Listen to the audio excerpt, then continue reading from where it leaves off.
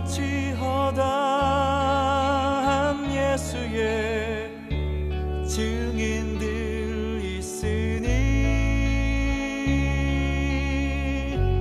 모든 무거운 짐 얽매이기 쉬운 죄를 벗어버리라.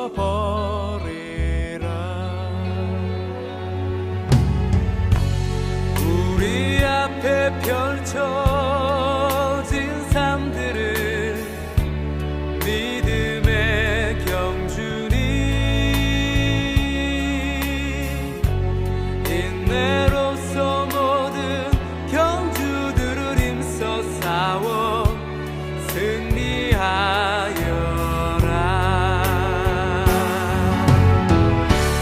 믿음의 몸 되신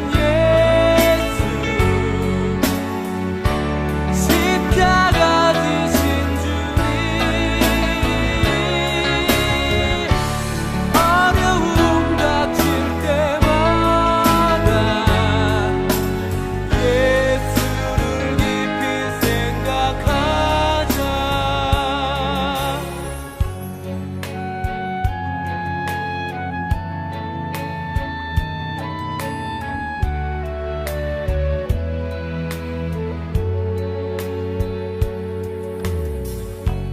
구름같이 허다한 예수의 증인들 있으니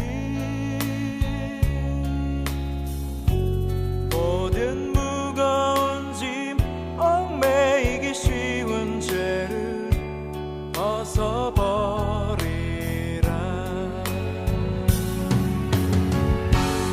우리 앞에 펼쳐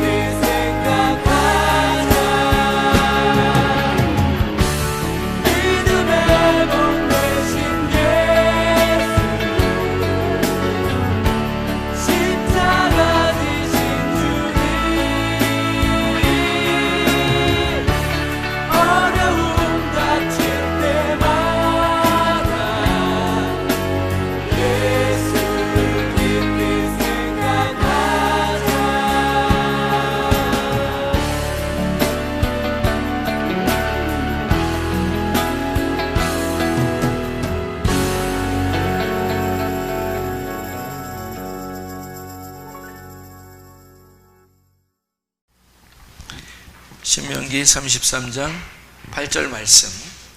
레위에 대하여는 일러스되 주의 둠밈과 우림이 주의 경건한 자에게 있도다. 주께서 그를 마사에서 시험하시고 무리발 물가에서 그와 다투셨도다. 아멘. 신명기 33장 8절에 보면 레위에 대한 이야기가 나오는데, 레위가 어떤 사람인가 봤더니 레위는 우림과 둠밈을 가진 사람이었다. 우림과 둠밈을 가진 사람이다. 이렇게 나와 있고, 둠밈과 우림을 가진 그 경건한 자, 이게 뭐냐면 제사장이거든요. 이게 제사장이 가지고 있는 거예요.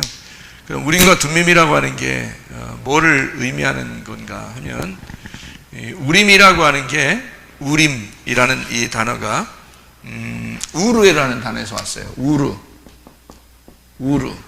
우르라는 말은 불빛이라는 단어거든요.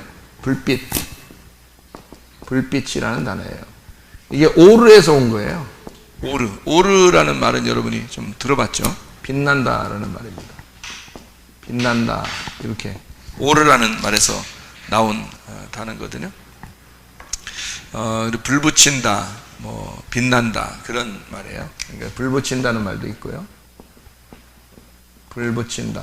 그러니까 불 붙는다는 말도 성경에서는 그냥 뭐 이렇게 막 불 이런 의미가 아니고 하나님이 이스라엘 백성들하고 이렇게 만나려고 할 때, 또 모세하고 이렇게 만나려고 할 때 그 불 같이 이렇게 떨기나무 가운데 이렇게 불을 이렇게 붙이잖아요. 불 붙이는 거, 이런 거를 이제 오르라고 이렇게 이야기를 해요. 불 붙이는 거를. 그러니까 불 붙는다. 성령의 그 역사를 사도행전 2장에 보면 성령의 역사가 어떻게 해요? 성령 역사가 불의 혀같이 갈라지면서 나타나죠. 그게 이제 이런 의미로 보이는 거거든요. 그래서 불이라고 이렇게 얘기하는 거고, 그러니까 불이다 혹은 빛이다 이렇게 할 때, 말씀이 빛이다 이럴 때도 불덩어리예요. 그게 이제 빛이라는 거죠. 그러면 빛이라고 하는 거는 뭐를 할 때 불덩어리가 나오고 뭐 할 때 빛이 나와요? 불은 뭐 할 때 쓰는 거지? 불은 뭐 해요? 요리 뭐 이런 식으로만 얘기하지 말고, 불은 요리할 때도 쓰지만 사실은 뭘 태우는데 쓰는 게 불이에요. 그러니까 불이라고 하는 어떤 의미는 태운다 이렇게 보일 수 있고요. 그 다음에 빛이라고 할 때는 불을 이제 빛이 이렇게, 왜 등불도 이렇게 켜면은 밤에 이렇게 환하잖아요, 그죠? 비친다, 빛이라는 것이 될 수 있어요. 그러니까 태운다는 말도 되고 비친다는 말도 되죠. 그러니까 태운다는 말은 태우면은 어떻게 돼요? 태우면 다 재가 되고 이렇게. 그러면 지저분한 것도 막 태워버리면 어떻게 깨끗해지죠, 그죠? 그래서 이거는 소각한다는 말이죠. 소각한다, 태운다, 소각한다. 이거를 다른 말로 말하면은 심판이라고 볼 수 있어요. 그래서 불이 임할 때는 심판이 같이 와요. 그러니까 회개하는 것도, 회개하는 거는 막 회개할 때 여러분 막 기쁘게 막 이렇게 회개하는 사람 봤어요? 그런 게 안 하죠. 회개할 때는 막 운다고요. 왜 울어요? 가슴이 너무 아프기 때문에 그렇죠, 그죠? 그러니까 이게 태우기 때문에, 이게 심판이기 때문에 그 불을 받았다, 이게 회개가 된다는 말은 이게 불을 받았다, 그런 의미예요. 그래서 소각하고 심판한다, 그런 의미가 되죠. 그럼 빛이라고 하는 것은 어디에 비치죠? 빛이라고 하는 것은 어디에 빛을 비춰요? 어둠에 빛을 비춰요. 어둠에 빛을 비춰요. 그러니까 만약에 빛이 계속 있다면, 빛이 이렇게 있으면 뭐 등불 하나 들고 있거나 촛불을 켜거나 의미가 없죠. 자동차도 밤에 불을 켜지, 불 켜고 다니지, 낮에 불 켜면 보여요? 의미 없어요. 그냥 다른 거를 내가 보려고 자동차에 불 켜는 거 아니잖아요. 그러니까 뭐 나 자동차 간다 이렇게 해서 불을 켜놓는 경우는 있지만, 다른 거를 보려고 이렇게 자동차 불 켜고 그런 건 아니란 말이에요. 그러니까 밤에는 대신에 불을 꼭 켜야 되죠. 왜냐면 밤에 어두우니까 빛을 비춘단 말이에요. 그러니까 어둠에 필요한 것이 빛이라는 얘기고, 그 다음에 뭔가 이렇게 더럽고 뭘 태워야 된다 할 때, 그때는 이제 불이 필요한 거죠. 그래서 불이나 빛이라고 하는 것이 같이 쓰여 있는 말이 우림입니다. 그러니까 이거는 남성 복수예요. 그러니까 이렇게도 쓰이고 저렇게도 쓰이는 것인데, 그게 이게 어떤 그 불 태우는 거, 그다음에 빛을 비추는 건데, 이게 복수를 의미해요. 같이 여러 개를 이렇게 같이 남성 복수를 말하는데, 이렇게 한 가지가 아니고 여러 가지로 이렇게 설명을 해놓는, 그러니까 불과 빛으로 설명하는 것이 우림이라는 단어예요. 툼림이라는 단어가 있는데, 이 툼림이라는 단어가요, 이게 투밈이라는 단어예요. 투밈이라는 이 단어는 어떤 완전이라는 단어거든요. 완전 좋아. 완전이에요. 이게 투밈. 이게 톰에서 나온 단어인데 톰이라는 건데요. 이게 완전함이라는 말입니다. 그러니까 하나님 앞에 제사를 드릴 때 뭔가 부족한 게 있으면 하나님이 받지 않죠. 그러니까 완전한 것을 하나님 앞에 드려야 되겠지. 그래서 톰이라는 말로 쓰는데 이게 타맘에서 나온 단어인데요. 이 타맘이라는 단어는 이게 완성하다라는 단어예요. 완성하다. 그러니까 예를 들어서 뭐 예수님이 십자가 못 박혀 돌아가시면 다 이루죠. 다 이루는 걸 타맘이라고도 할 수 있는 거예요. 그러니까 다 이루었다, 다 완성했다, 다 완전하게 되었다. 이제 그런 의미거든요. 그러면 우림과 둠밈이라는 것이 같이 있으면 말이에요. 요게 함께 둠밈과 우림이라고 그러죠. 둠밈과 우림. 그러면 이 둠밈과 우림을 같이 놓으면 어떻게 될까요? 어떻게 돼요, 이게? 말을 이렇게 만들어 버리면 완전한 빛이 되는 거죠. 완전한 빛이 되는 거예요. 그러니까 뭔가를 이렇게 판결하게 될 때 하나님이 뭔가를 이렇게 판결하게 될 때는요, 뭔가 어둠이 있고 빛이 있는 것을 구분해야 되니까 완전하게 구분을 해야 되겠죠. 그죠? 그러니까 이거를 어설프게 구분하면 안 되겠죠. 히브리서 4장 12절에 하나님께서 이 말씀을 우리에게 주시는데 그 말씀은 살아있고 운동력이 있어 좌우의 날선 어떤 검보다도 예리해서 혼과 영과 이 관절과 골수를 막 찔러 쪼갠대요. 그러니까 얼마나 세밀하게 쪼개는 거예요. 혼하고 영을 딱 나누고 관절하고 골수를 딱 나눈대요. 그게 이 하나님 말씀이라는 예리한 말씀인데, 그러다 보니까 이게 정확해야 되겠죠. 정확해야 되니까 완전한 빛이 돼야 된다는 거죠. 그러니까 완전한 빛이 우리에게 임해서 완전히 판결하게 될 때 정확하게 판결하는 사람, 그 사람을 제사장, 레위다 그래요. 이 레위라는 사람은, 그러니까 레위가 뭐냐면요, 이 연합이라는 단어예요. 연합, 결합, 이게 하나됨, 이게 레위거든요. 그러니까 연합하고 결합하고 하나를 만드는 자. 여기 레위 족속 중에서 누가 와가지고 하나님과 이스라엘 백성들을 연결해 줬죠? 레위 족속 중에 누가 와서? 모세지, 모세죠? 모세가 와가지고 하늘에서 이제 내려온 것처럼 이제 그 광야에서 와가지고 이스라엘 백성, 애굽에 있는 이스라엘 백성들을 하나님하고 연결시키는 사람이 모세였단 말이에요. 그러니까 그 모세가 어느 지파 사람이라고? 레위 지파 사람이라고. 모세가. 그러니까 하나님하고 사람을 연결시켜주는 그런 사람이었단 말이에요.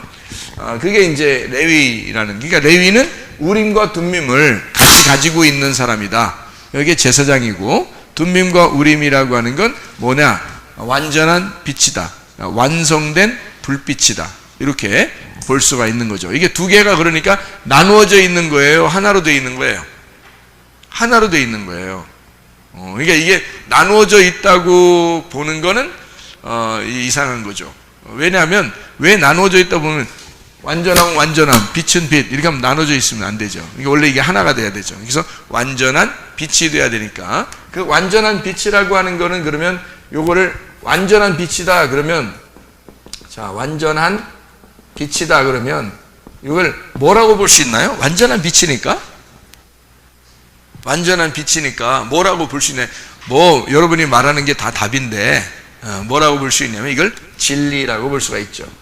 그러니까 레위 족속은 제사장으로서 뭘 가지고 있어야 된다? 진리를 가지고 있어야 된다는 거죠. 그러니까 진리를 가지신 분이 누구예요? 예수님이죠. 그래서 이것은 예수님을 말하는 것이다. 자, 이해가 되겠죠? 무슨 말인가? 예, 그러니까 예수님은 둠밈과 우림을 가진 자로서 그가 진리의 예수님, 진리의 영을 가지신 분이다. 그래서 완전한 빛으로 이 땅에 오셨기 때문에 어둠 가운데 빛을 비추셨다. 근데 불완전한 빛이 아니라 완전한 빛을 가지고 오셨다. 그 그 완전한 빛을 가지고 오셨으니까 어둠하고 어떻게 되겠어요? 둘이 싸우게 되겠죠. 그러니까 어둠이 있는 곳에는 예수님이 가면 싸우게 되는 거예요. 그렇죠? 예, 그리고 그들을 어떻게 해야 돼? 완전한 불덩어리가 그들을 소각시켜야 되겠죠. 소각시켜야 되니까 어떻게 해? 그거를 태워버려야죠. 그럼 태우면 어떻게 되지? 죽는 거죠. 그러니까 예수님은 와가지고 뭐 살리러 오신 거예요? 죽이러 오신 거예요? 죽이러 오셨다는 말이 맞는 거죠. 그렇죠. 그러니까 완전한 불덩어리니까 그 주님을 만나게 되면 여러분은 여러분 자신들의 뜻이 죽어야 되는 거고, 예수님을 만나게 되면 여러분의 생각이 죽어야 되는 거고, 그렇죠. 그러니까 여러분의 그 육체는 죽고 예수님을 만나게 되면 예수님의 뜻이 여러분 안에서 세워져야 된다. 예. 그러니까 둠밈과 우림을 가지신 분이 여러분 안에 들어오시면 여러분을 다 속속들이 육과 영을 나누게 될 것이고, 속에 있는 어둠과 빛을 나누게 될 것이다. 그것이 우리 주님이 하시는 일이다. 이제 이런 이야기가 되겠죠. 그래서 이게 그 완전한 빛 이렇게 할 때 그 완전한 빛이라고 하는 것은 어떤 의미를 얘기하냐면 빛이 완성됐다는 의미를 가지고 있겠죠. 그러니까 완성된 빛의 완성이라고 볼 수 있죠. 빛의 완성. 이게요. 이게 진리의 성령입니다. 진리의 성령. 이게 빛의 완성이에요. 이게 우림과 둠밈에 대한 우리에게 소개해주는 그런 내용인데요. 이 빛들이, 그러니까 빛들이요. 빛들이 다 이루어졌다. 이루어졌다. 그러면 이제 이거를 뭐라고 그러냐면 창조의 완성이라고 그러죠. 창조의 완성. 그러니까 영원히 아침이 되었다 그 말이에요. 그러니까 7일날 안식이 끝나잖아요. 창조가 6일날까지 하고 그 다음에 7일날 안식이 되거든. 그러면 창조가 이제 끝나는 거야. 그래서 안식하게 됐다는 말은 영원히 어떻게 됐단 말이에요? 아침이 되었다 그 말이에요. 그러니까 영원한 빛이 되었다 그 말이죠. 그러니까 이게 아침이에요. 아침만 계속 있다. 원래 여섯째 날까지는 저녁이 되면 아침이 돼서 첫째 날, 저녁이 되면 아침이 돼서 둘째 날 이렇게 되잖아요. 그런데 이것이 이제 안식일 날 되면은 저녁이 되면 아침이 되는 게 없어요. 그냥 아침으로 하루가 그냥 되는 거예요. 영원히 안식인 거지. 그게 아침인 거죠. 이렇게. 이거를 부활의 아침이다 이렇게 볼 수 있는 거죠. 그죠? 부활의 아침이다. 그래서 계속 아침이 계속된다. 이거를 안식이라고 이야기할 수가 있는 거죠. 빛이 이루어지고 완성됐다는 말은 빛이 충만하다는 말이죠. 빛이 충만하다. 빛이 충만하다 이렇게 볼 수 있죠. 그러니까 이 빛의 완성이라고 하는 이 빛이 충만하다 그러니까 빛이 어떻게 해요? 내 속에서 점점 더 많아졌다 이 말이죠. 그러니까 번성한다. 빛의 번성이다. 빛이 번성한다. 이렇게도 볼 수가 있겠죠. 그러니까 이게 요 말을 완전한 빛이라는 어떤 진리를 요 성령이 어떻게 돼? 내 속에서 점점 이렇게 풍성하게 되면 이걸 뭐라고 그래요? 성령 충만이라고 그럴 수 있죠. 성령 충만. 예. 자, 제가 이렇게 하나씩 쓰니까 어때요? 좀 쉽죠? 둠밈과 우림이 둠밈과 우림을 그냥 단순히 쓴 게 아니구나. 이게 레위 족속들에게 준 둠밈과 우림은 바로 레위 자손으로 오시는 그 예수님. 다시 말하면 원래 유다 자손으로 오시죠. 예수님이 유다 자손으로 오신 예수님인데 모세가 레위 자손으로 왔어요. 그러니까 다시 말하면 예수님은 유다 자손으로도 오고 레위 자손으로도 오는 거예요. 예수님이요. 그래서 마리아가 어느 족속 사람이겠어요? 레위 족속 사람이에요. 마리아가. 요셉은요? 예수님의 아버지 요셉은 유다 족속이에요. 그러니까 원래 요셉은 다윗 자손이고요. 그리고 이 마리아는 레위 족속이에요. 어떻게 알 수 있어요? 어떻게 알 수 있지? 왜 마리아가 레위 족속이지? 마리아의 친척이 누구예요? 마리아의 친척이 엘리사벳이 있었죠. 엘리사벳이 누구 엄마지? 침례 요한의 엄마예요. 침례 요한의 엄마가 6개월 먼저 임신하게 됐죠. 침례 요한을. 그죠? 그 사람이 누구 부인이죠? 예. 그러니까 엘리사벳의 남편이 어느 족속이야? 제사장이에요. 레위 족속이에요. 그리고 그 아내도 레위 족속이에요. 그래서 둘 다 레위 족속인데 그들이 침례 요한을 낳은 거예요. 그러니까 이 침례 요한은 반드시 뭐가 되는 거야? 제사장이 되는 거예요. 그래서 제사장이면서 선지자가 되는 거죠. 무슨 말인지 알겠죠? 그러니까 예수님이 나오기 전에 왕이면서 제사장이면서 선지자가 있는데 그가 누구냐면 심예 요한인 거예요. 그래서 모든 사람은 심예 요한한테 갔단 말이에요.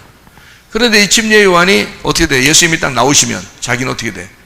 죽어야 되겠죠. 그래서 목이 잘려서 심예 요한은 죽고 이게 예수님이 되는 거예요.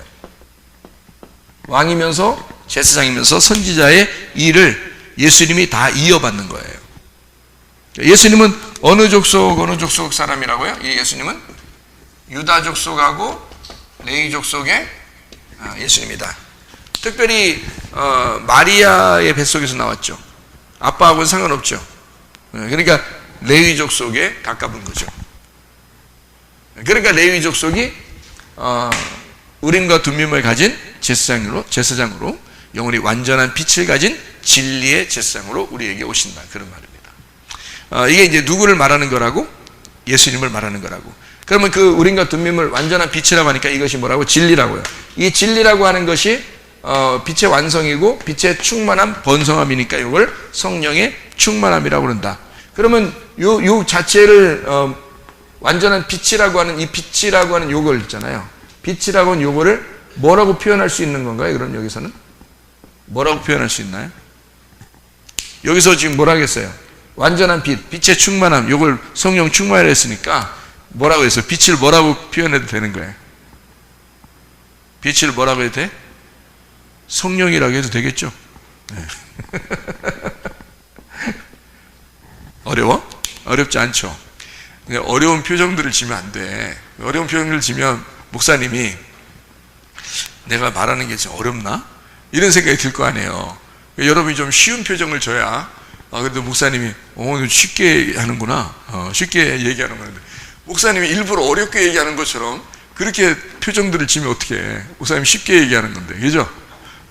그러니까 빛은 뭐예요? 성령과 같은 거죠. 그러면 요한복음 1장에 예수님이 자기는 말씀이다 그래요. 말씀인데 뭘로 임하셨다? 빛으로 임하셨다. 그 빛은 사람들에게 생명을 가져오는 것이다. 그러니까 이 빛은 곧 생명이고, 이 빛은 말씀이고, 이 빛은 생명이고 성령이고 빛이고, 이 빛은 생명을 가지고 말씀을 가지고, 그리고 말씀이 생명이신데 빛으로 임하셨다. 그러죠. 그러니까 이게 지금 같은 얘기 아니에요. 그죠? 빛인데 생명을 가졌는데 그게 말씀이야. 그게 성령님이라고. 그러니까 여기 이 말씀인 성령이 빛인데, 그러면 그 빛을 받으면 어떻게 돼요? 어둠은 빛을 영접하면 하나님의 자녀가 되겠죠. 그러면 성령을 가진 자만 하나님의 자녀죠. 그러면 생명이 있는 자만 하나님의 자녀란 얘기고, 그럼 아직 사망이 있는 사람은 하나님의 자녀가 아니란 얘기고, 말씀이 있는 자가 하나님의 자녀란 얘기죠. 그죠? 그러니까 이것을 영접하면 하나님의 자녀가 된다는 얘기예요. 그렇죠? 말씀을 가진 자 하나님의 자녀가 된다. 이렇게 볼 수가 있는 거죠. 그러면 하나님의 자녀를 가진 이 빛이죠. 이게 빛이 우리에게 불로 표현하기도 하고 빛으로 표현하기도 한다. 이렇게 이야기를 하는 것입니다. 이것이 완전한 불덩어리, 완전한 빛으로 우리에게 임하시는 주님이시다라는 얘기죠. 그러니까 예수님은 예수님을 영접한다. 이게 성령님을 영접한다는 말이 똑같아요. 지금은, 그죠? 그러니까 말씀을 영접한다는 말하고도 같은 말이에요. 그것이 생명이 우리 안에 들어온다는 말하고 같은 말이에요. 하나님의 자녀가 되었다라는 말도 같은 말이다. 자, 우리 이제 이것을 성경을 두 가지로 몇 가지씩 한번 보고 마치도록 그렇게 하겠습니다. 열왕기상 7장 21절, 열왕기상 7장 21절, 7장 21절을 보면 뭐라고 되어 있냐면 이렇게 되어 있어요. 이 두 기둥을 성전의 주랑 앞에 세우되 오른쪽 기둥을 세우고 그 이름을 야긴이라 하고 왼쪽에 기둥을 세우고 그 이름을 보아스라 하였으며 라고, 그 밑에 이렇게 보면 야긴이라는 말을 번호가 써 있는데 밑에 보면 뭐라고 되어 있어요? 저가 세우신다는 말이 되어 있죠. 그 다음에 보아스라는 말에는 뭐가 되어 있다고요? 번호로 보니까 그에게 능력이 있다 이렇게 되어 있습니다. 그러면 야긴과 보아스는 야긴은 세우신다는 말이고 보아스는 능력이라는 말이니까 여기 합하면 어떻게 돼요? 능력으로 건축한다. 그래서 성전은 뭘로 이루어졌다? 하나님의 능력으로 세운 것이다 이렇게 되는 거죠. 그러니까 하나님의 능력으로 하나님의 능력으로 세운 집, 이걸 성전이라 이렇게 말하는 거죠. 이거를 성전 기둥으로 그것을 세워놓고서 말씀하시는 것이다. 출애굽기 4장 27절 출애굽기 4장 27절 한번 봐요. 27절 29절 한번 보면 이렇게 되어 있습니다. 여호와께서 아론에게 이르시되 광야에 가서 모세를 맞으라 하시매 그가 가서 하나님의 산에서 모세를 만나 그에게 입맞추니 29절에 모세와 아론이 가서 이스라엘 자손의 모든 장로를 모으고 이렇게 되어 있습니다. 그러니까 하나님께서는 모세를 아론이 준비되어 있으니까 모세 보고 가라고 그래요. 그리고 아론한테 또 하나님이 말씀하셔서 모세가 오니까 모세를 영접해라 이렇게 이야기를 해서 함께 이스라엘 그 백성들을 구원하는 그런 역사를 하게 되는 거죠. 이게 이제 모세와 아론입니다. 그러니까 모세, 아론 이렇게 함께 있어야지 이게 예수님을 설명할 수 있는 거거든요. 그래서 모세는 그 당시에 왕으로서 일을 하는 것이고요. 그다음에 아론은 제사장으로서 일을 하는 거죠. 그러면 모세와 아론이 왕이면서 제사장이 돼야 되니까 여기 보니까 왕이면서 제사장은 누구예요? 예수님이라는 얘기죠. 그죠? 그래서 예수님을 제사장으로 우리에게 소개하고 있는 그런 장면입니다. 그러니까 모세와 아론은 둘이 따로 떨어져서 일할 수 있는 게 아니에요. 제가 성경을 보면서 의문 났던 게 하나 있었는데 그게 바로 민수기 12장입니다. 민수기 12장에 보면 민수기 12장이에요. 여러분 의문 날 거예요. 성경에 보면 참 의문 나는 게 하나 있었는데 민수기 12장에 1절부터 이렇게 보잖아요. 그러면 모세가 구스 여자를 이제 결혼을 해요. 구스 여자는 어떤 여자냐면 아프리카 사람입니다. 에티오피아. 그러니까 검다라는 단어를 가지고 있어요. 이 구스라는 게 검다라는 의미를 가지고 있어요. 그런데 이 검은 여자를 이렇게 부인으로 맞아들였다? 그러면 모세가 평상시에 가정생활이 순탄했다, 순탄치 않았다? 몰라요. 그거는 우리가 잘 모르는 거예요. 그거 괜히 상상하지 마시고요. 구스 여자를 그냥 취했어요. 뭐 아브라함도 여러 명 부인을 얻었으니까, 또 다윗도 여러 명 부인을 얻었으니까, 뭐 꼭 집안이 뭐 이렇게 부인들이 개판이라 이렇게 다른 사람을 얻었고 이런 의미가 아니고 모세가 어쨌든 구스 여자를 얻었어요. 얻었는데 하나님이 이제 구스 여자 얻으니까 이 하나님이 얻는데 못 얻게 하나님 막 막은 것도 아니고 그냥 뒀어요. 그랬더니 아론하고 미리암이 막 뭐라고 합니다. 모세한테 뭐라고 해요. 그러니까 모세는 또 한마디도 안 해요. 그러니까 한마디로 말하면 말 들을 짓을 했다는 얘기죠. 말 들을 짓을 했다는 거예요. 그러니까 모세가 아마 자기도 할 말이 있었으면 얘기를 했겠지. 니네 왜 그래? 뭐 이런 얘기도 했겠지. 근데 모세는 얘기를 못하니까 원래 또 말을 또 잘 못하고 그러니까 말도 이렇게 좀 우둔하고 이제 성경적으로 보면 모세는 말을 우둔하고 아론은 말을 참 잘했다 그렇게 이야기를 했거든요. 그러니까 말을 이제 못하고 이렇게 있으니까 누가 변호사로 나선 거예요. 그래서 민수기 12장에 보면 하나님이 변호사로 나서요. 그리고 뭐라고 얘기하냐면 야 니네가 뭔데 모세한테 그래요. 니네가 뭔데. 그러면 지금 여러분 지금 목사님들한테 뭐라고 하면은 니네 뭔데 목사한테 그래 이렇게 하는 거 똑같은 얘기죠. 그럼 이제 그러니까 목사님들한테 무섭지 그렇게 하기가. 목사 같지도 않은 목사들도 많은데. 자 보세요. 목사 같지도 않은 목사들은 목사가 아니니까 진짜 목사한테는 그렇게 하면 안 되지. 근데 목사 같지도 않은 목사한테는 그렇게 해도 돼. 사실은 목사도 아닌데 어떻게 보면. 그런데 여러분 모세는 진짜 하나님의 종이거든요. 하나님의 부르심 받고 보낸 사람이에요. 이 사람이 몇 년 동안 훈련 받았어요. 40년 동안 훈련 받은 사람이에요. 누가 뭐라 그래? 누가 뭐라고 하면 하나님이 변호사로 나서는 거예요. 야, 니네가 모세를 알아? 니네가 모세를 알아? 이렇게 되는 거지. 니네가 모세를 알아? 모르지 뭐. 40년 동안 어떻게 지냈는지 어떻게 알아? 모세가 얼마나 외롭고 힘들고 그 집을 떠나 혼자 나그네 생활을 40년을 하면서 얼마나 힘들었겠어요. 그러니까 그가 그 고통 가운데, 그 고난 가운데 훈련을 받은 거예요. 그러니까 하나님은 모세를 인정하는데 사람들은 모세가 어떤지 모르는 거야. 그러니까 사람들은 막 비난해요. 모세가 왜 아프리카 여자를 얻었냐 이런 식으로 막 하는 거예요. 그러니까 기분 나쁘다는 얘기죠. 왜 이스라엘 백성들도 있는데 왜 너는 그렇게 꼭 그런 여자를 부인으로 얻냐 이렇게 얘기를 하니까 모세는 아무 말도 안 해요. 할 말도 없었지만 그렇게 하니까 하나님이 나서서 니네가 뭔데 모세한테 그러냐 라고 얘기하면서 뭐라고 그러냐면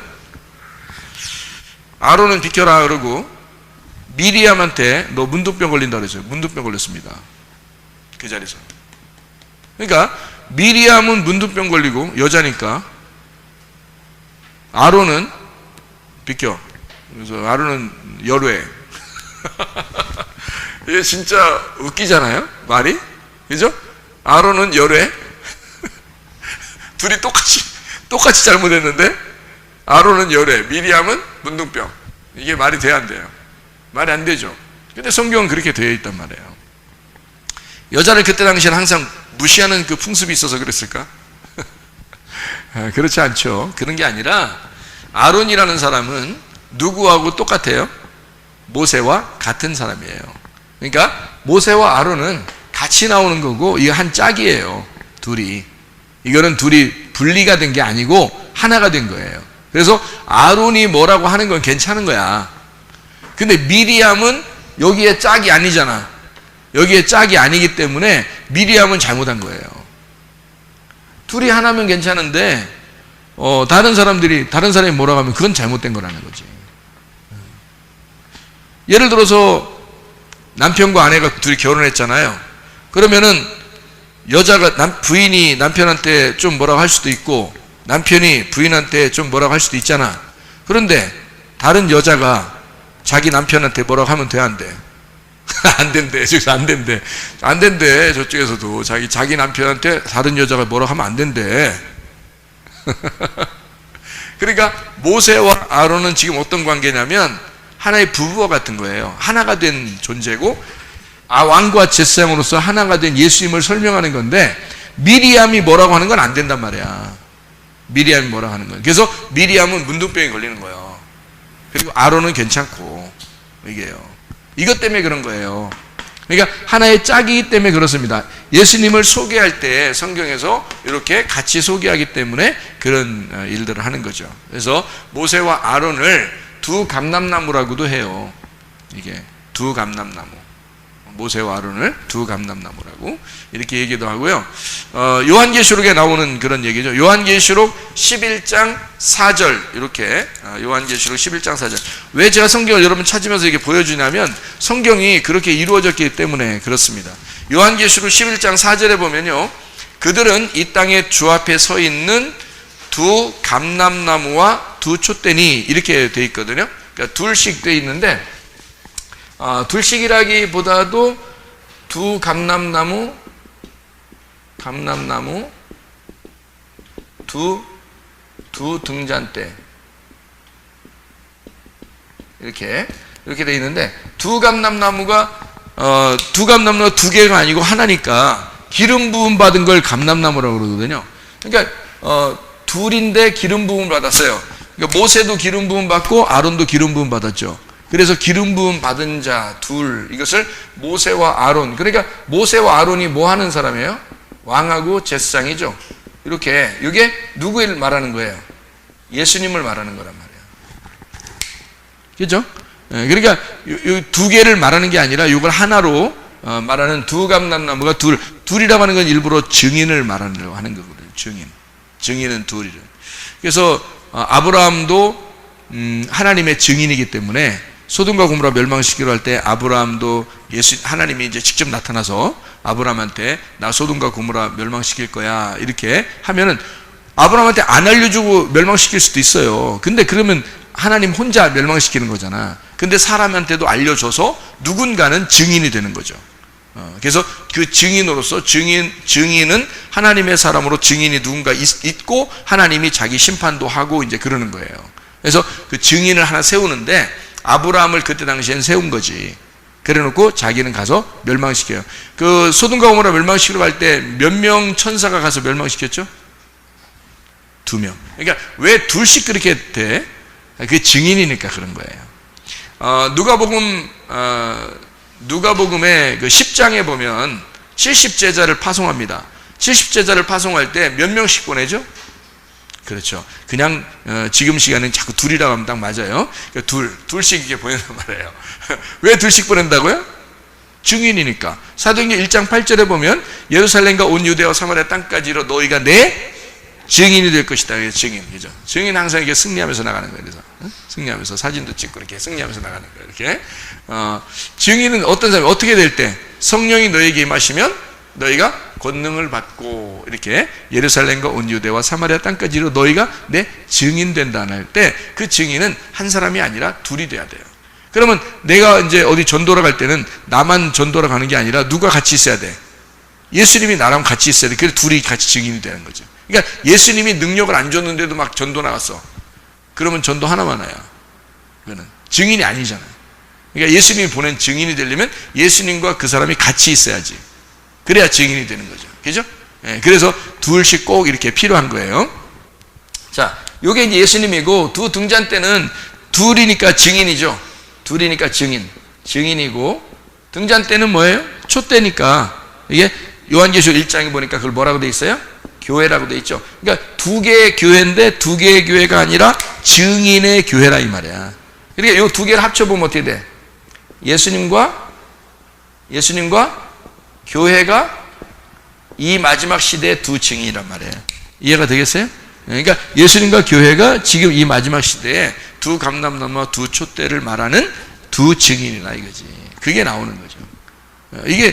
이거 원리를 알면은 금방 이해가 되겠죠, 그죠? 원리를 알면. 원리를 모르면 근데 헷갈린 거지. 요한계시록 10장에 1절 한번 봐봐요. 내가 또 보니 힘센 다른 천사가 구름을 입고 하늘에서 내려오는데 그 머리 위에 무지개가 있어요.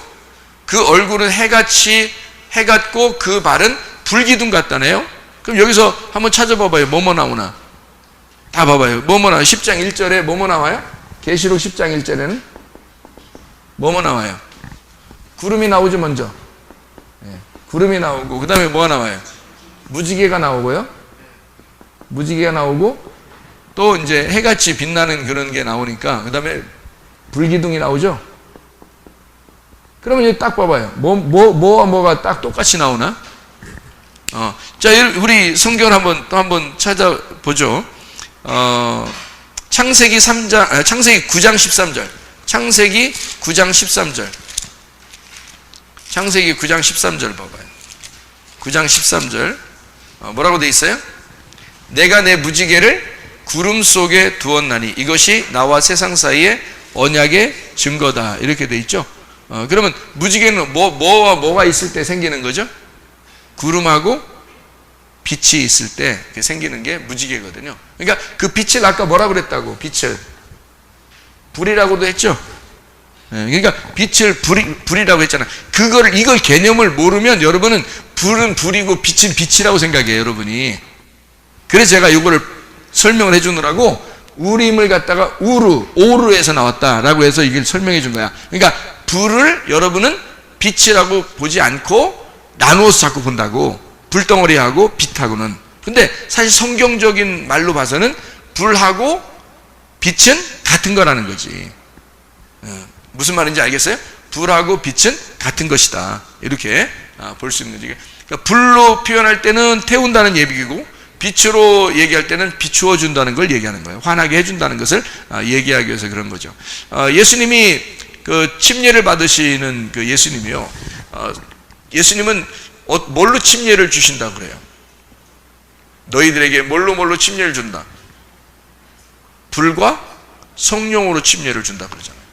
불과 성령으로. 그러니까 그게 무슨 얘기예요?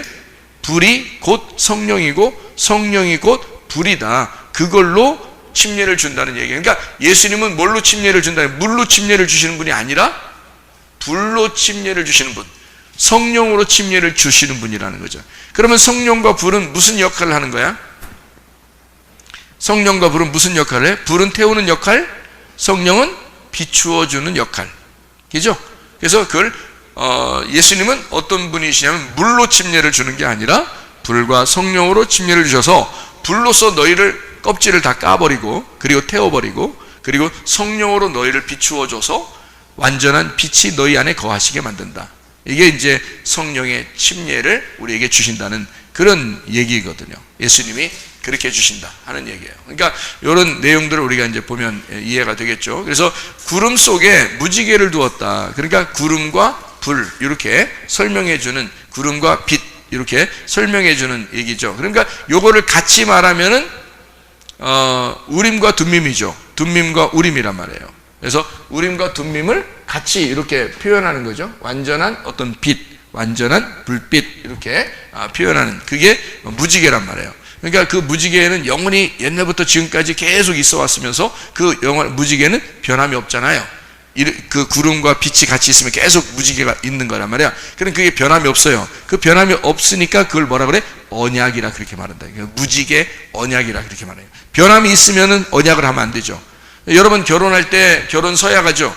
결혼 서약을 결혼 언약이라고도 하죠. 그럼 그 언약이라는 건 변하려고 하는 거예요? 변하지 않으려고 하는 거예요? 변하지 않으려고 그 언약하는 거예요. 그 서약에 그 결혼 서약이라고 하는 거야.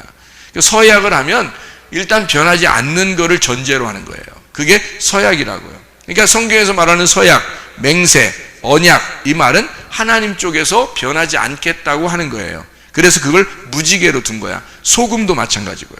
변하지 않겠다. 하나님 쪽에서는 변하지 않겠다는 그런 의미예요. 그것을 언약이라고 표현한 것입니다. 또 스가랴서 4장 11절 한번 보면요. 스가랴서 4장 11절 14절 말씀해 보면 스가랴서 4장 11절 14절 말씀 11절 14절 말씀 내가 그에게 물어 이르되 등잔대 좌우의 두 감람나무는 무슨 뜻입니까? 이렇게 물어봤어요. 그랬더니 14절에 이르되 이는 기름 부음 받은 자 둘이니 온 세상의 주 앞에 서 있는 자니라 이렇게 되어 있습니다. 그래 놓고 이게 4장에 누구에 대한 이야기를 써요? 스룹바벨에 대한 이야기를 씁니다. 스룹바벨이요. 그리고 여기에 그 스룹바벨 이야기만 이렇게 쓰는 게 아니고요. 3장에 보면 여호수아에 대한 이야기를 써요. 그러니까 3장과 4장을 통해서 보니까 누구와 나와요? 여호수아와 스룹바벨이 나오죠. 이 여호수아와 스룹바벨이 나오는데 여호수아 스룹바벨. 자, 여호수아 스룹바벨 이렇게 나오는 게 있는데 이게 이제 두 감람나무라는 거예요. 두 기름 부음을 받은 자라는 거니까. 이게 제사장이잖아요. 제사장. 여기서 제사장이라고 나와. 스룹바벨은 왕이라고 나와. 그럼 이게 다 뭐를 의미하는 거다? 똑같이 여기 있는 것을 여기 있는 얘기를 하는 거잖아요. 그죠? 그러니까 스룹바벨과 여호수아가 둘이 나누어진 게 아니라 그 둘이 두 감람나무, 두 기름 부음을 받은 자다. 이렇게 표현을 하고 있죠. 성경을 또 한번 우리가 찾아봐요. 그 출애굽기 40장 38절 말씀, 출애굽기 40장 38절 말씀. 출애굽기 40장 38절 보니까 낮에는 여호와의 구름이 성막 뒤에 있고 밤에는 불이 그 구름 가운데에 있음을 이스라엘 온 족속이 그 모든 행진하는 길에서 그들의 눈으로 보았더라 이렇게 돼 있어요. 그러니까 여기 지금 낮에는 구름 기둥, 밤에는 불 기둥이 어떻게 두 개라는 거예요? 하나였다는 거예요. 하나였다는 거지. 어떻게 이루어졌다는 거예요? 구름 속에 불이 있음으로써 하나로 이루어져 있다. 그래서 구름과 불이 같이 있는 거였어. 구름과 불이 같이 있었는데 낮에는 구름으로 이렇게 나오는 거고 밤에는 불로 이렇게 나오는 거예요. 그러니까 이게 구름 속에 불이 같이 있었던 거죠. 그러면 구름이 이제 우리로 말하면 뭘로 이루어진 거예요? 구름과 불이라고 했으니까. 그러니까 이거를 또 이제 같은 내용인데 구름 기둥 불 기둥이죠. 민수기 12장을 한번 민수기 12장 5절도 한번 봐봐요. 여호와께서 구름 기둥 가운데로부터 강림하사 장막문에 서시고 아론과 미리암을 부르시는 자 그 두 사람이 나아가매 이렇게 되어 있습니다. 구름과 불 기둥, 그러니까 구름 기둥 불 기둥이라고 되어 있는데요. 요한계시록 10장 1절에도 뭐뭐가 나온다고? 구름이 나오고 불 기둥이 나오고 무지개가 나오잖아요. 그죠? 그러니까 무지개는 뭔가 알겠죠? 구름과 불이 같이 있으면 무지개가 나온다고. 그죠? 그래서 이걸 언약이라고 한다고요. 이게 언약, 이게 계명, 말씀, 예수님이란 말이에요. 자, 무슨 말인지 아시겠죠? 성경을 이제 원리를 한번 이렇게 알게 되면 성경이 이렇게 이루어졌구나라는 걸 알게 되는 거거든요. 그러니까 이게 뭘로 이루어졌다 그러니까 구름과 불기둥으로 이루어졌다. 그러면 구름과 불기둥으로 이루어진 것이 출애굽기 시대에 구름 속에 불로서, 그러니까 하나로 되어 있다는 말이에요. 그죠? 구름 속에 불. 자, 봐요. 구름 속에 불. 이게 구름 속에 불이니까 구름은 뭘로 이루어졌죠? 구름은 뭘로 이루어졌어요? 물로 이루어졌죠? 물로 이루어졌잖아요. 이해하죠? 물로 이루어졌지? 그러면 불은 뭐라고 했어요? 불은 뭐라고 했어요? 빛이라고 했고, 빛은 생명이고 말씀이고 성령이라 그랬죠? 그러면 구름 속에 불이니까 물과 뭐예요? 물과 성령이죠. 그럼 물과 성령으로 어떻게 되는 우리가? 요한복음 3장 5절에 보면 물과 성령으로 거듭나죠. 거듭나. 이 거듭나는 것은 어디서 태어나는 걸 거듭난다고 그래? 하늘에서 태어나는 걸 거듭난다고 그래. 하늘에서 태어나. 자, 하늘에 태어난 자가 누구예요? 이 땅에? 예수님이에요. 예수님이 하늘에 태어난 자예요. 우리는 어디서 태어난 거야? 땅에서 태어났잖아. 우리는 흙에서 땅에서 태어났잖아. 예수님은 하늘에서 태어난 거고, 우리는 땅에서 태어났고 예수님은 하늘에서 태어났지. 그래서 우리 보고 어떻게 하래? 거듭나래. 그러니까 하늘로서 다시 태어나래. 그렇죠? 하늘로 다시 태어나면 너희가 거듭나는 거야. 너희가 구원받은 거야. 비로소 네가 운명이 바뀐 거야.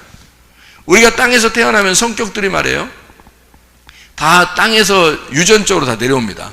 그래서 집안을 다 조사하면은 척 보면 알아요. 아버지 닮았구나, 저거 엄마 닮았구나. 금방 알아요. 그러니까 그 집에서 좀 들어가서 좀만 살다 보면 금방 알아요. 애가 태어나면 아빠 닮지 않으면 엄마 닮았어. 근데 참 희한하게 반반씩 닮은 사람도 있어.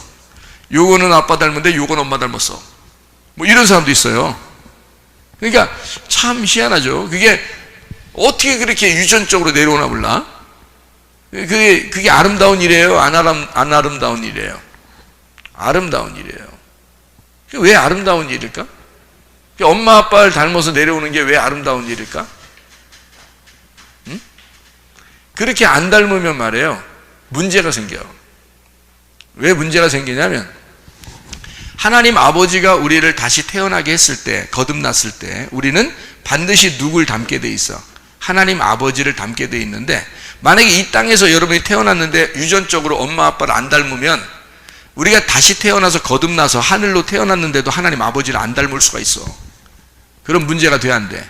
문제가 되죠. 땅에 있는 것이 매이면 하늘에서도 매이고, 하늘에서 땅에서 풀리면 하늘에서도 풀리니까 땅과 하늘은 같은 거란 말이에요. 그래서 여기에 있는 원리와 물질적인 걸 가지고 영적인 세계를 설명해 주는 거예요. 그렇기 때문에 유전적으로 반드시 이어받게 돼 있어요. 엄마 아빠 이건 분명히 안 닮았네. 얘가 문제가 된 거야. 발가락이 닮았네. 뭐 이런 얘기도 있죠. 다른 게 하나도 안 닮, 자기 집안하고 하나도 안 닮았으니까 연구했다는 거 아니야? 그래서 발가락이 닮았네. 이렇게 하고서 용납했다는 얘기 안 얘기죠? 그런 얘기도 있잖아. 그건 진짜 가슴으로 낳는 거죠. 가슴으로 사랑하는 거야. 그런 마음, 용서하는 마음으로 사랑하는 거예요. 자, 어쨌든 발가락이라도 닮아요. 발가락의 발톱이라도 닮아요. 그래서 우리가 거듭나서 하늘로 다시 태어났을 때는 하나님 아버지를 반드시 닮게 되어 있단 말이에요, 여러분. 하나님 아버지를 반드시 닮는다는 얘기는 뭘로 닮았다는 얘기예요? 예, 성령으로 위에서 태어났다는 얘기야. 하나님의 언약의 무지개로 빛이 들어가 만났다는 얘기예요. 그래서 여기에 성령의 생명으로 그 말씀으로 하나님의 자녀가 된 사람들은 하나님을 반드시 닮은 사람들이다. 하나님의 자녀다. 그래서 우리는 거듭난 사람은 땅의 자녀가 아니에요. 여러분 부모의 자녀가 아닙니다. 하나님 앞에 거듭난 사람은 우리는 반드시 하나님 아버지의 자녀예요. 그래서 여러분과 저는 하나님 아버지의 자녀로 우리가 거듭나려고 교회를 다니는 거잖아요. 그렇죠? 그러니까 우리는 거듭난 사람들이 돼야 돼. 땅의 사람이 아니고 우리는 하늘의 사람이다. 자, 우리의 가진 물질도 하나님 것이다. 우리가 살아갈 때 남편도 아내도 하나님 것이다. 거듭난 사람은 그렇게 반드시 되겠죠. 예, 부모님도 자녀도 다 누구 거예요? 하나님 것이다 라고 주장을 하지만 그게 아닌 것처럼 살아간다는 사람들이 많다는 거지. 그게 문제인 거지. 그러면 그렇게 문제가 있는 사람은 뭐 어떻게 됐다는 거야? 자기를 자꾸 어떻게? 죽여야 되겠죠.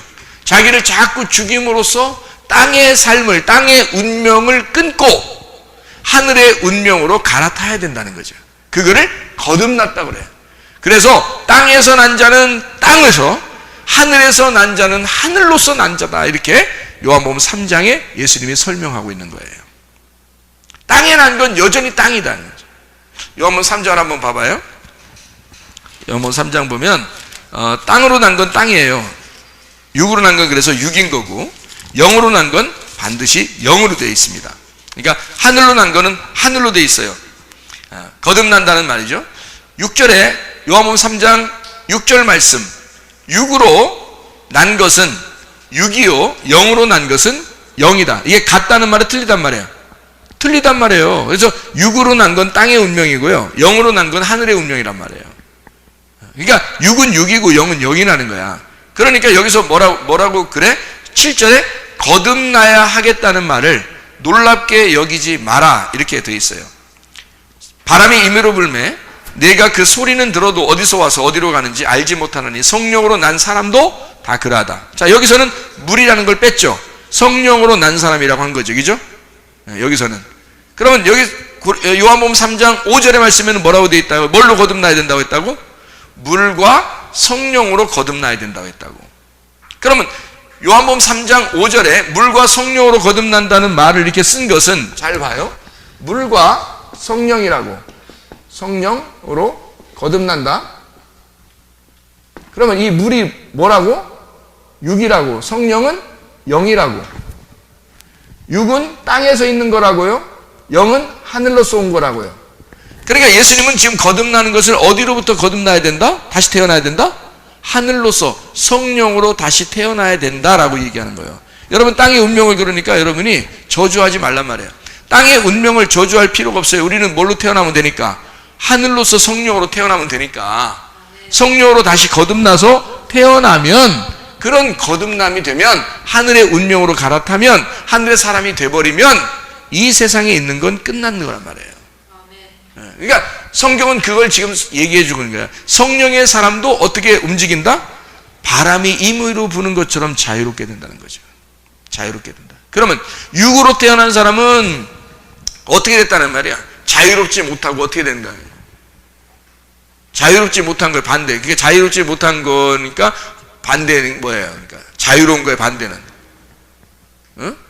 구속당해서 이게 뭐 구속했다, 구원했다 이런 말이 아니라 구속당했단 말이에요. 억압당했다 이거지, 그죠? 그러니까 뭔가에 매여 있는 거죠. 자, 신앙생활도 어떤 사람은 막 매여 있어. 매여서 신앙생활 한다고, 그죠? 율법적으로 신앙생활 한다고요. 그렇다고 자유라는 건 막 방종하라는 의미가 아니라겠죠? 방종이 아니야. 자기가 반드시 울타리라는, 교회라는 울타리를 거치고 성경이라는 울타리를 그 안에서 자유로워야 된다는 것을 얘기하는 거지. 어쨌든 억압된 데서 우리가 자유로워지는 것은 하나님의 성령이 우리 안에 임하시면, 하늘의 운명으로 갈아타면 사람이 자유로워진다. 근데 땅의 운명을 가진 사람들은 뭔가 억압돼 율법적인 삶을 살아간다. 그런 땅의 운명을 가진 것들은 이제 어떻게 돼야 돼? 그럼 물과 성령으로 거듭나야 되니까, 물은 땅에서, 성령은 하늘에서. 그럼 어떻게 돼? 물로 장사 지내야 되죠. 그 물로 장사 지내는 걸 침례라 그러는 거야. 그래서 그거를 죽음, 그 죽음을 반드시 경험한 자, 회개가 반드시 일어난 자가 성령으로 거듭나게 된다. 이렇게 되는 거죠. 그러니까 땅에서 완전히 죽은 자가 하늘로서 완전히 새롭게 태어난 자가 된다, 이런 말이에요. 그러니까 예수 그리스도가 언제 완전해지는 거야? 이 땅에서 십자가를 지시고 죽으시면 완전한 빛이 되는 거지. 둠밈과 우림이 되는 거죠. 완전한 빛 대신 예수 그리스도가 된다. 여러분과 제가 이 땅의 레위인으로, 그리스도인으로, 거듭난 자로, 제사장으로서 왕같은 제사장으로 살려면 둠밈과 우림을 같이 가지고 있어야 된다. 이것이 뭔가? 예수 그리스도라는 진리, 그 완전한 빛, 완성된 빛 대신 성령의 충만함을 가지고 있어야 된다. 그래야 주님의 사람이다, 이 말이에요.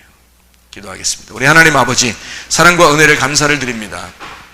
아버지 하나님, 그리스도 예수 안에서 하나님 거룩하고 복되게 도와주시옵소서. 아버지의 성령이 충만한 사람 되게 도와주시고, 땅의 운명에서 벗어나 하늘의 운명으로 갈아타 거듭난 주의 사람들로서 우림과 둠밈이 우리의 속에 충만하고 성령 충만한 진리의 사람들로 살다가 주님 만나게 도와주시옵소서. 감사하며 예수 그리스도 존귀하신 이름 받들어 기도 올리옵나이다. 아멘.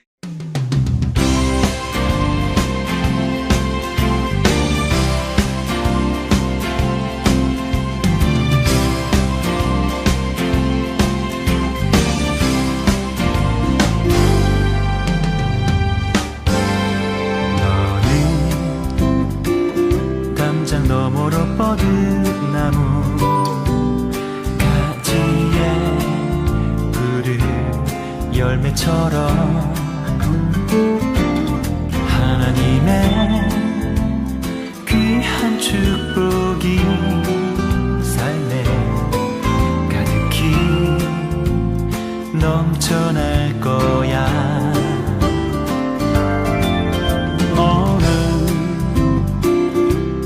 시련이 와도 능히 이겨낼 강한 발이 있어.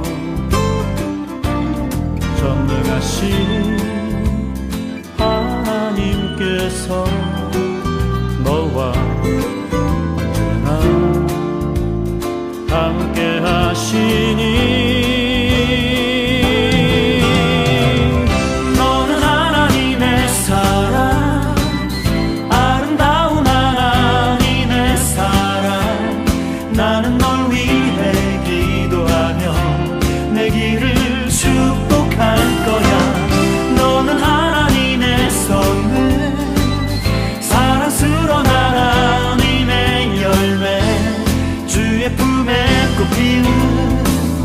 나무가 되어줘.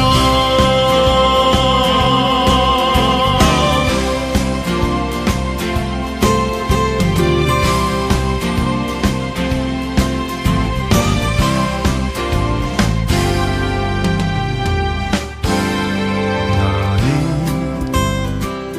담장 너머로 뻗은 나무 가지에 푸른 열매처럼 하나님의 귀한 축복이 삶에 가득히 넘쳐날 거야.